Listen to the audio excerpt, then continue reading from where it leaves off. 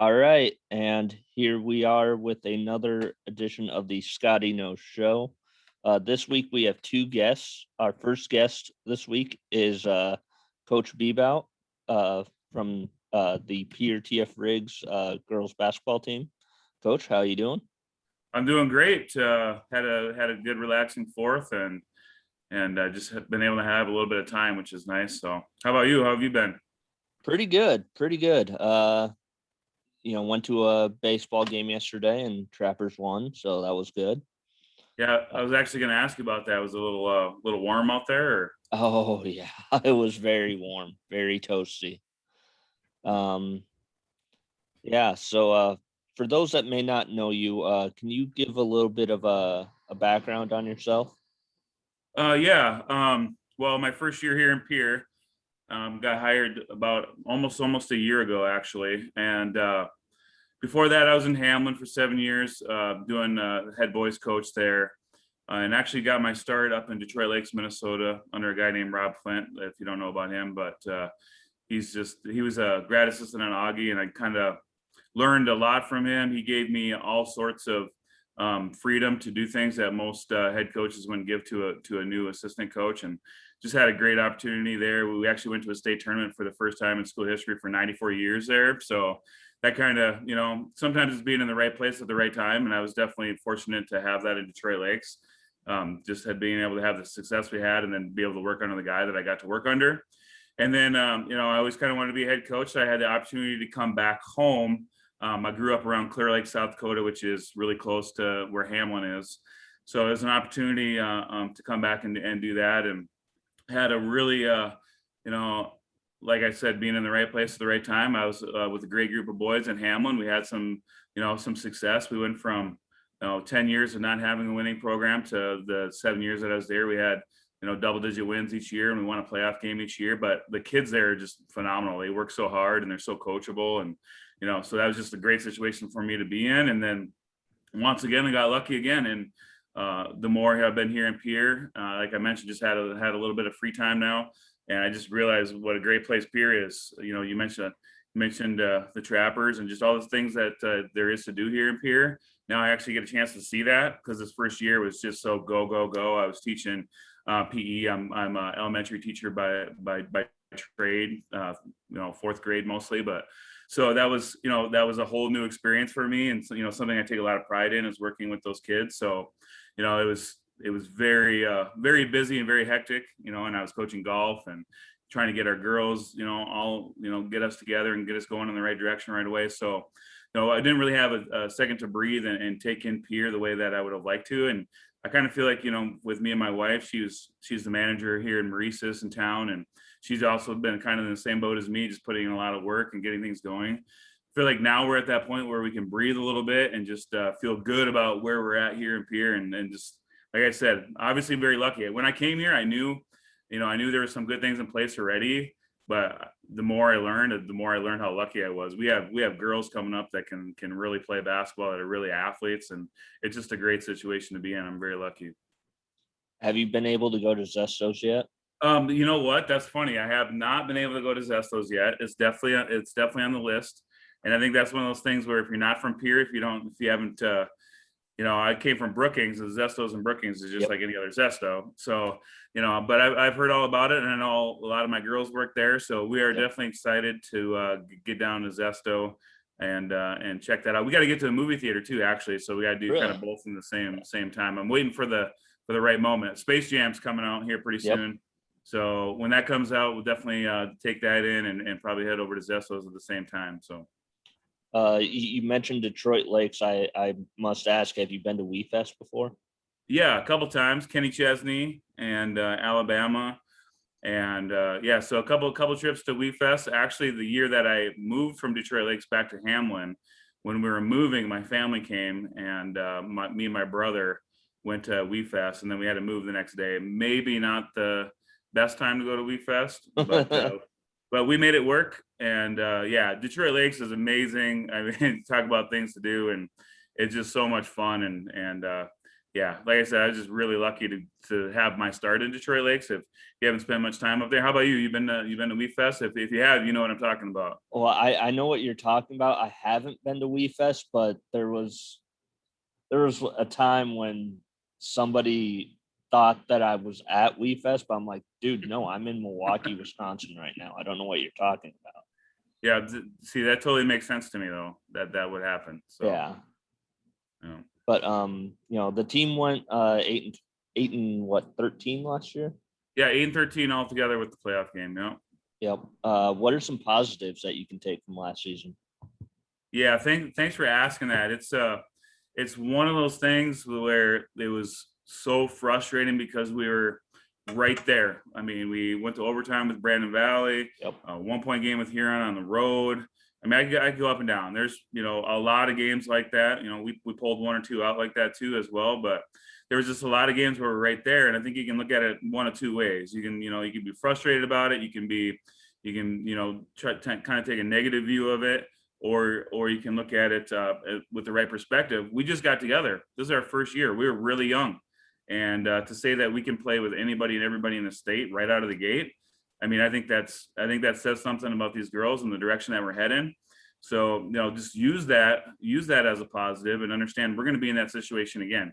Okay, we're going to have those chances again. What can we do differently to have the different outcome that we want? So to me, it's just a matter of, you know, we put ourselves in that situation, which is a positive.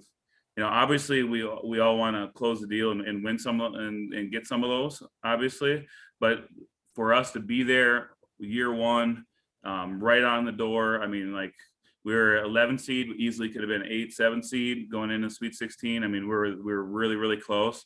So just using that and taking that, keeping it in a perspective and saying the next time we get there, now we know we've had this experience, and this time it's going to be a little bit different.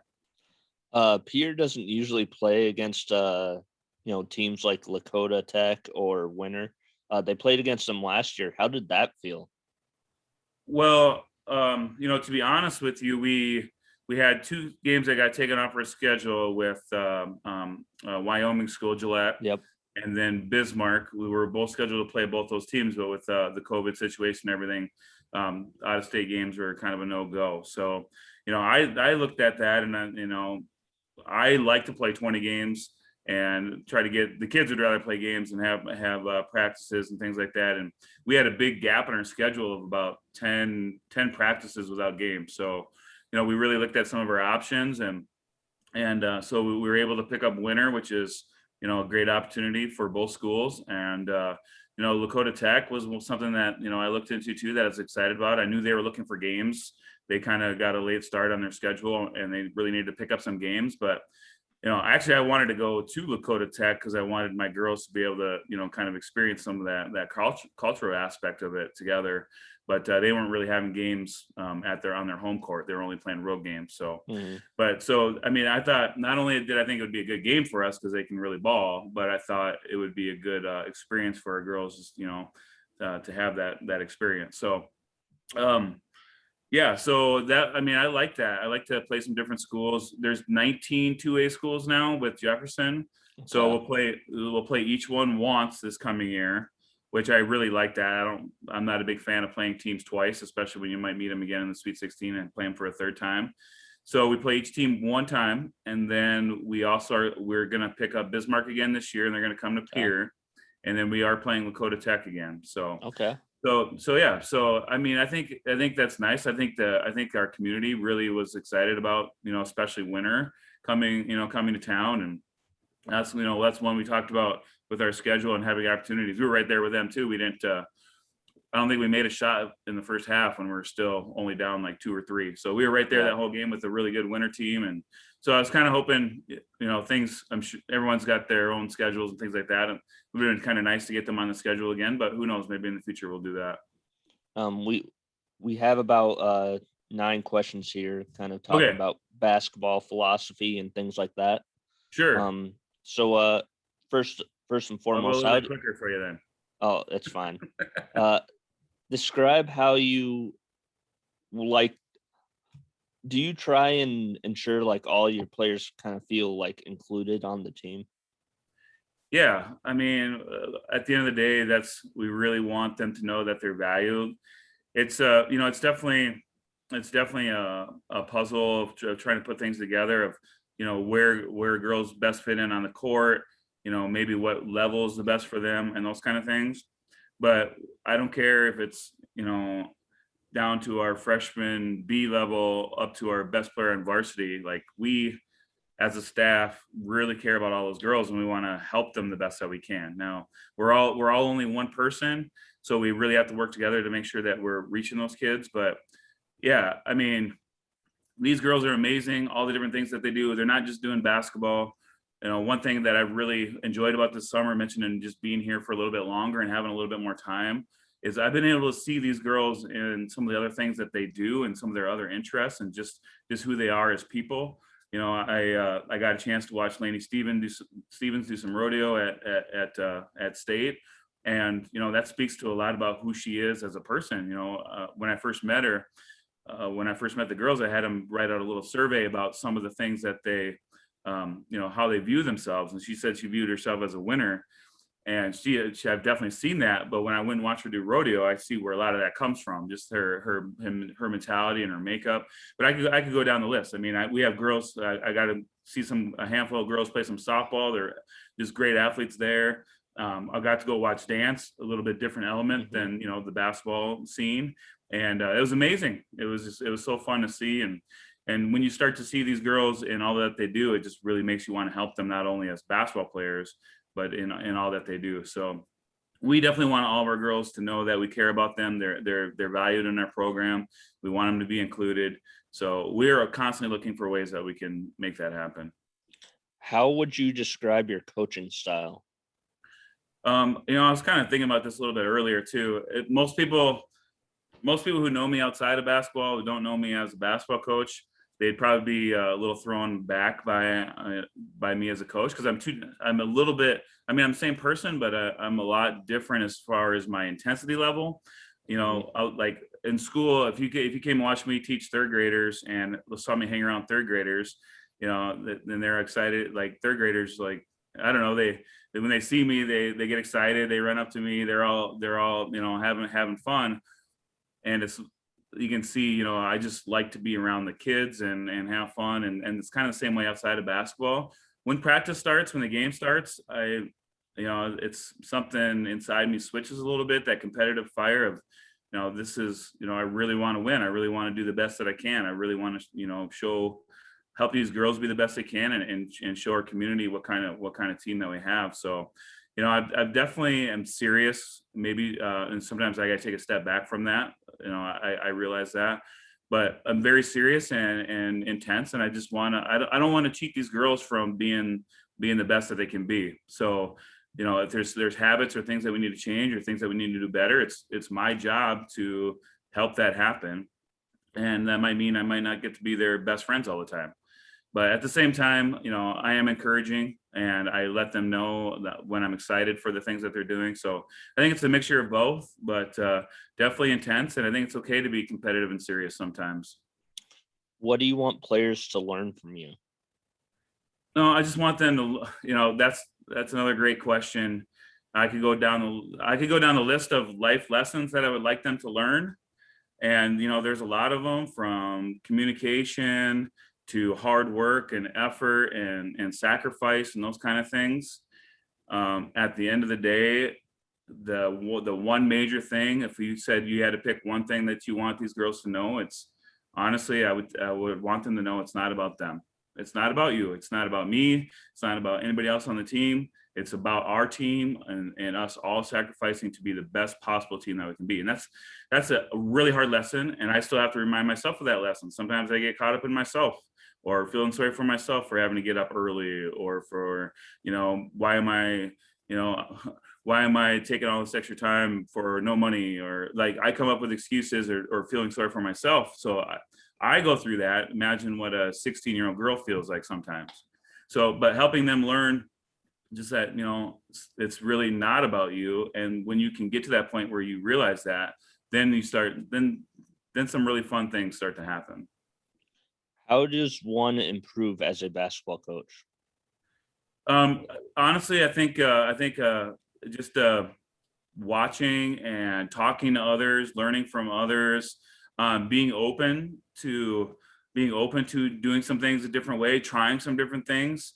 You know, I feel that's one thing that I've really do a good job at actually is, you know, I'm not afraid to try some new things or do some new things if I think it's going to help our team, both on the court and off the court. So reaching out to others, I think, is a big one. We just played a tournament down in Vermilion where we played a Crofton, Nebraska team, and they do a lot of run and jump stuff with their defense, which is something that we'd like to incorporate a little bit with all of our guards that we have that we want to get in the game. So, you know, I reached out to him, try to get some tips from him.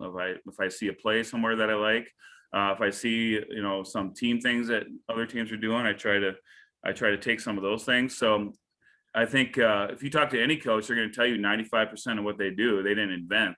They got it from somebody else, and then they incorporated it into their program the best that they could. So I think first of all, you got to be open to some change and to some improvements, and not get stuck in your ways all the time. And then just learning from the best and implementing that into your program. In case you're wondering what I've been drinking, it's called Monster Mucus. Ooh, It is a soda that I found at Corner Grocery. It's strawberry and raspberry flavored. might have to check that out. I like it. Yeah.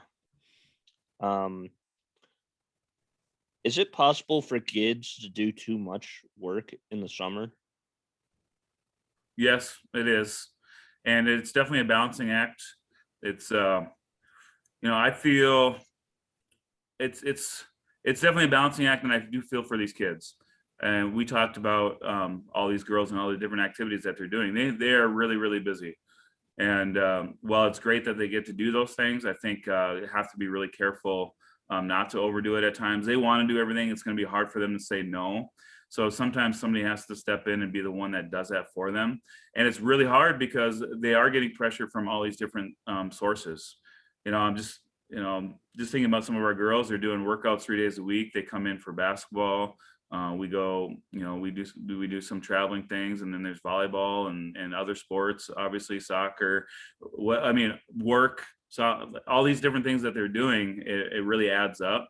I appreciate the moratorium that the Activities Association put in place for that week.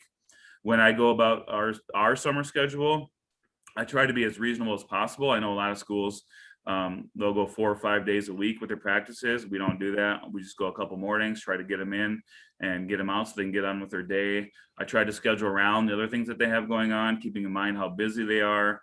So it's definitely a balancing act between, we want to be as competitive as we can be, and there's some things that we need to do to improve as a team, but also understanding that these girls are really busy. They have other things that are really important to them, and family and friends are obviously always going to be number one.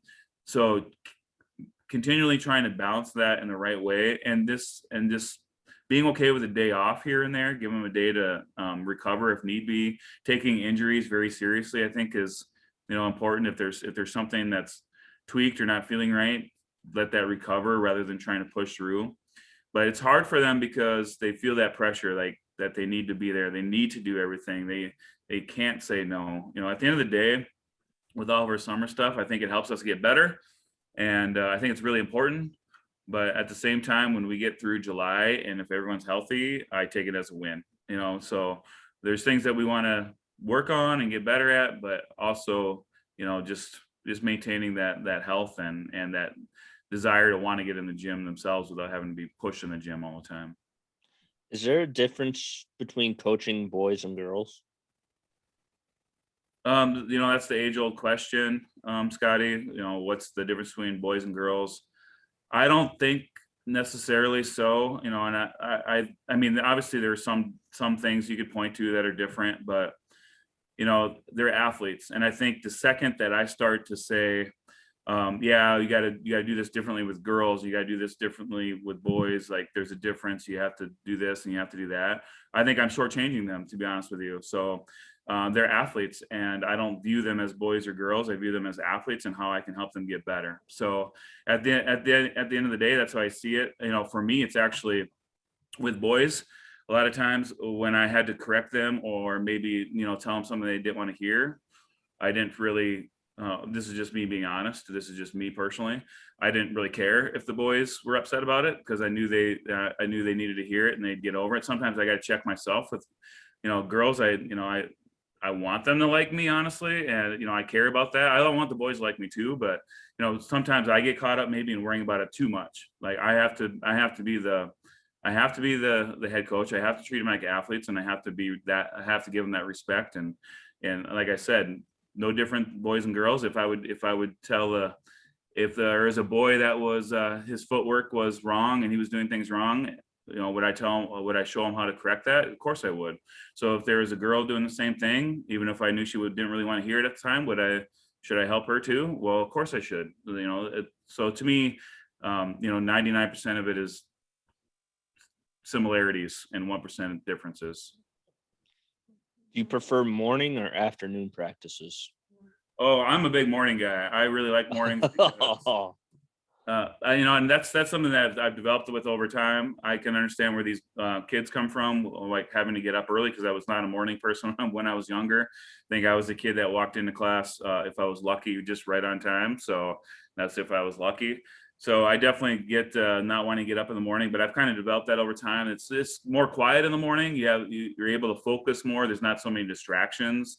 And then once you have that done, then you can go about and focus on everything else. With me, basketball kind of takes over.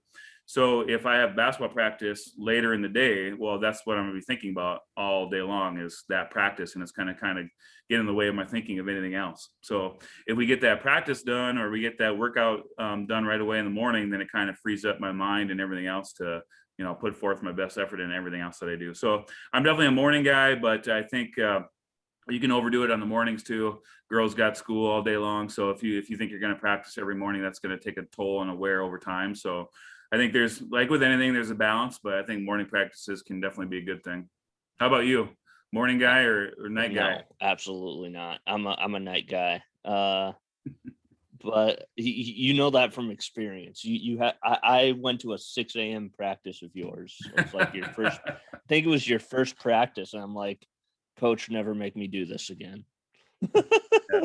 One nice thing is we have in the past, it's been 2 weeks before our first game, so you get 2 weeks of practice and then a game. But now they've kind of extended that, where we get 3 weeks. So I might be able to cut down. Don't tell the girls this yet, but I might be able to cut down on the morning practices just a little bit that first week.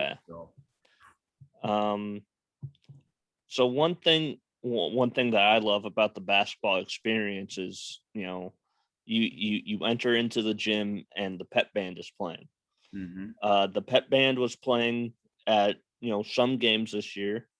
What are your thoughts on just like the pep band and how they factor into the basketball experience for these kids? Yeah, thanks for asking that. I think one thing when I talk about it's not about you, and that's a lesson to learn. That's part of it. And there's all these people that are here for us, or are trying to help you have the best experience possible. I mean, it goes from the ticket takers to all the people in the stands to the cheerleaders. They're all doing they're all working together to make it the best experience possible. So and the pep band is a huge part of that. So just a life lesson that I learned from my coach. Us boys, when I was in high school, we all thought a mixtape was the greatest thing in the world. And so I asked my coach one day if we could play the mixtape before the game. And when he said the pep band was playing, I kind of, gave a little sigh or whatever. And that's the last time I'll ever do that, because he let me know just how important the pep band was and how appreciative and grateful I should be to have a pep band. So that's something that stuck with me, and I always remember. Thank you, Coach Casper. But those kids are putting in just the same amount of time and work as anyone else, and they deserve to be heard. And not only that, it's awesome, as you know. So it's just a great experience, and atmosphere. Riggs High School gym is so fun. Like I said, how lucky I am just to be in that gym and coach in that gym. Can't wait to get some huge wins in there coming up. You mentioned mixtapes, and I instantly started to smile because I just remember making mixtapes for girls, and now I can't listen to half of those songs anymore. Right? Yeah. Yeah.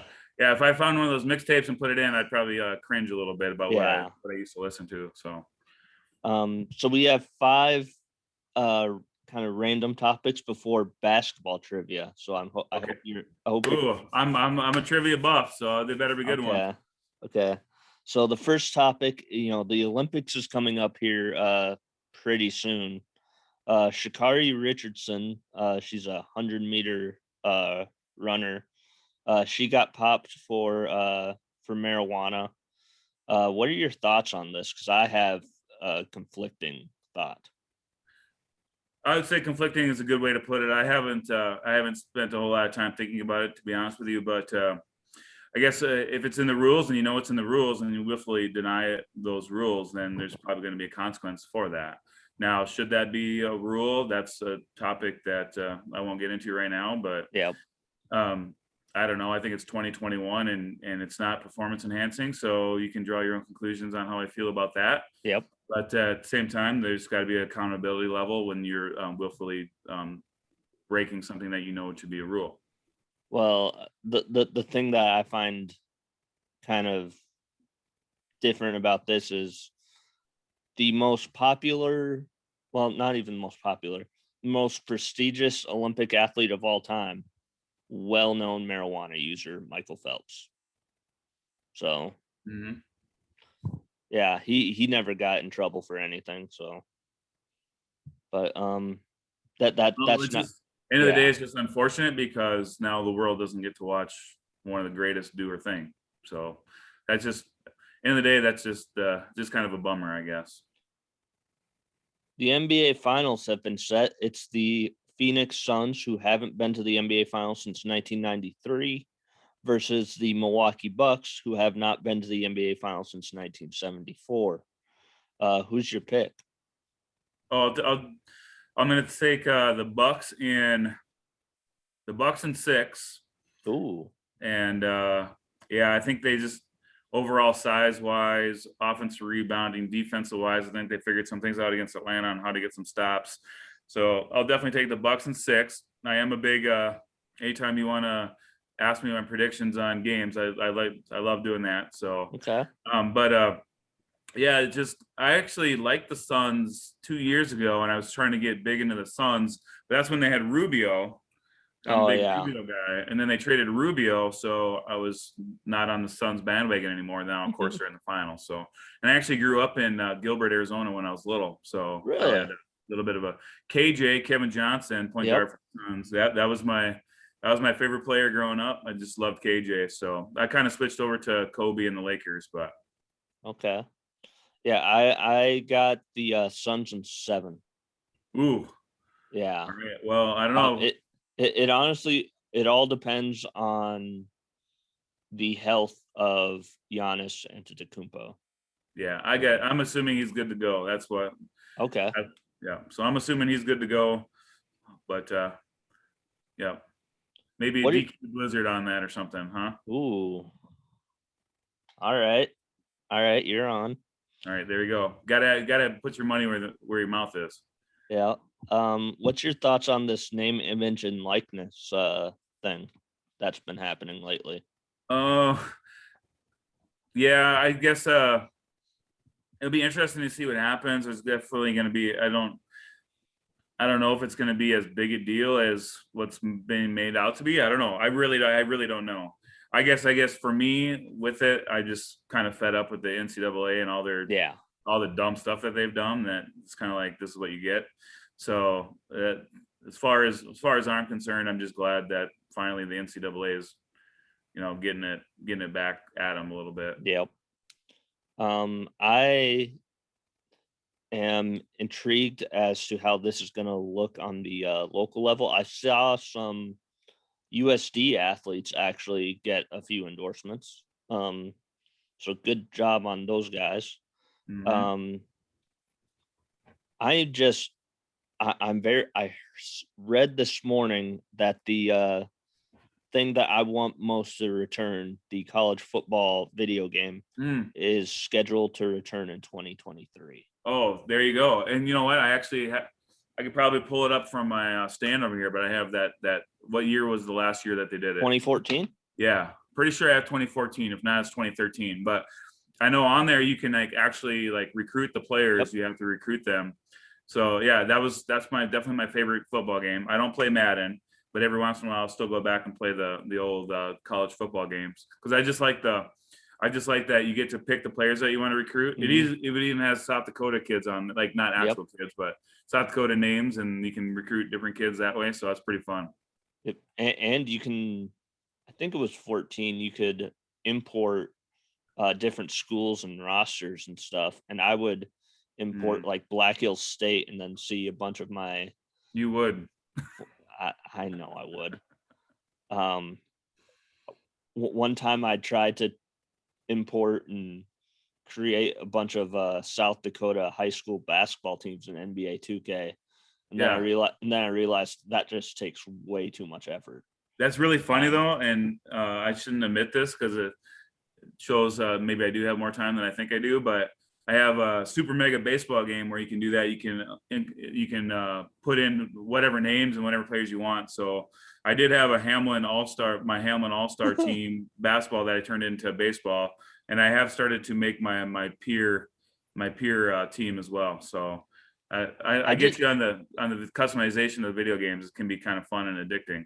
I didn't realize you were that much of a gamer. I'm not. That's it. That's the extent of it right there. I play a little Okay. bit of Super Mega Baseball here and there when I have some time, and then I do like Hot Shots Golf. So Oh, I kind of like the okay. cartoony. I like the cartoony sports games. Kind of takes me Backyard away from. baseball. Yep, that kind of stuff. Yeah. Yeah. Speaking of Hamlin, I forgot to ask this. I believe there was like a fire in Hamlin last night. Have you asked any of your Hamlin people if they're okay?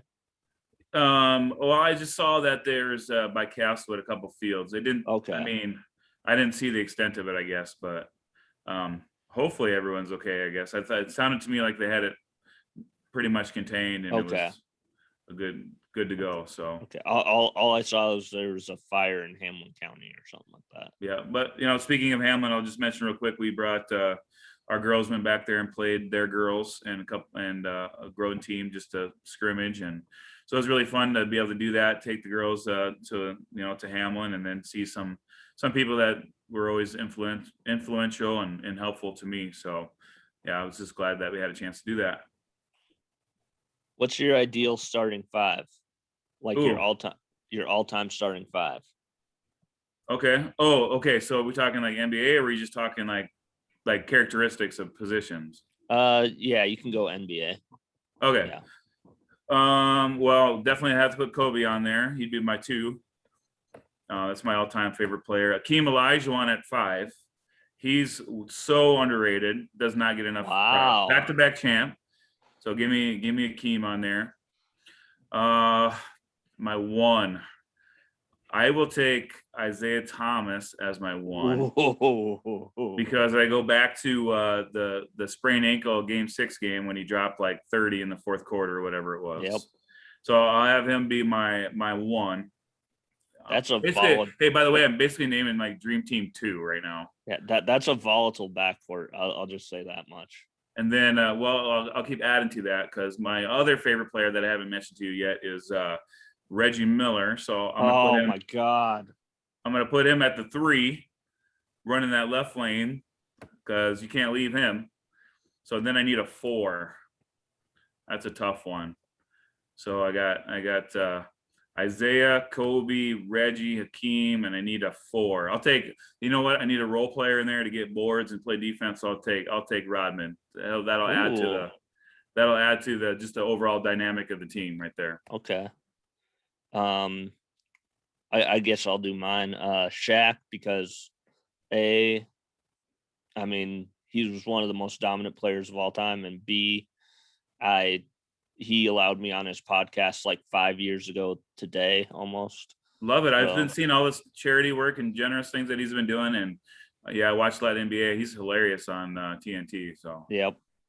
Uh at the point guard, I'm actually gonna go Iverson at point. okay, Um Jordan at the 2. you only got one basketball, I Scotty. know. I know. Um my power forward, I'm gonna go Garnett. I need a little bit of defense, a little bit of toughness on the team. Hmm. Garnett is perfect for that. Yep, I like that. And then small forward. I mean, I got to go with the guy who I know I'm not named after him, but I mean, I got to go Pippen. I was gonna guess Pippen, honestly. Yeah. So it's good.